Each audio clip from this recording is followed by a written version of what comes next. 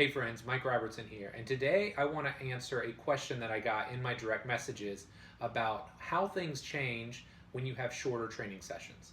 So the example was, how do you change things if you have a 60-minute session versus if you only have 30 minutes to get a training session in? And it's a great question, it's also super practical. So here's the analogy that I would use. Imagine you are getting up to go to work. And in scenario A, you get up on time. You're 2-3 hours before you have to go to work. You have time to get up. You shower. You shave. You make yourself a nice breakfast. You enjoy a cup of coffee while you read the paper, and then you get to work and you're early and everything is great. Imagine an alternate scenario where your alarm doesn't go off when it's supposed to, or you sleep through your alarm, and now you're behind the clock. And so what do? Well, you maybe sprint through the shower, you drive through Starbucks to grab a coffee and a breakfast bagel or whatever the case may be, and you get to your work from there. What it comes down to at the end of the day is if you don't have 60 minutes, the less time you have in a training session, the more efficient you have to be. So if I've got a client or athlete for 60 minutes, we've got plenty of time. We can foam roll. We can do some resets. We can get through maybe even an extended warm-up. We've got time for our speed, our strength, our power. We can get into our resistance training. We maybe have some time on the back end for some conditioning. So we can hit all of those various stops on the R7 continuum.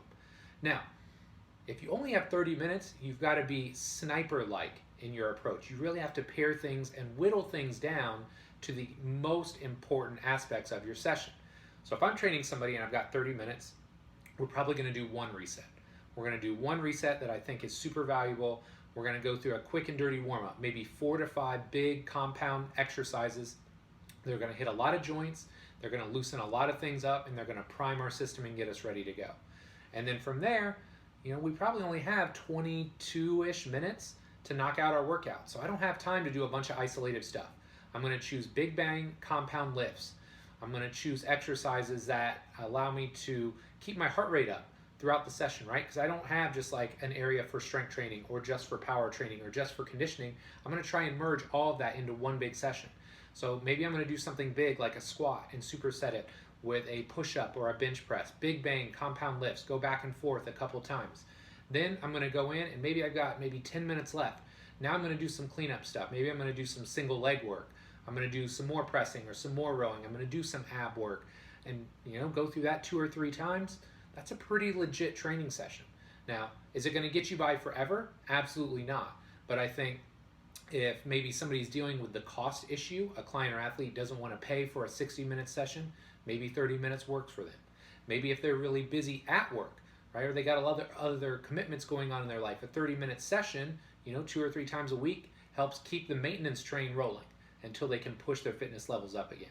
So just keep in mind, if you have to go from a 60-minute to a 30-minute session, it's still a great way to get a training session in. You can check a lot of boxes.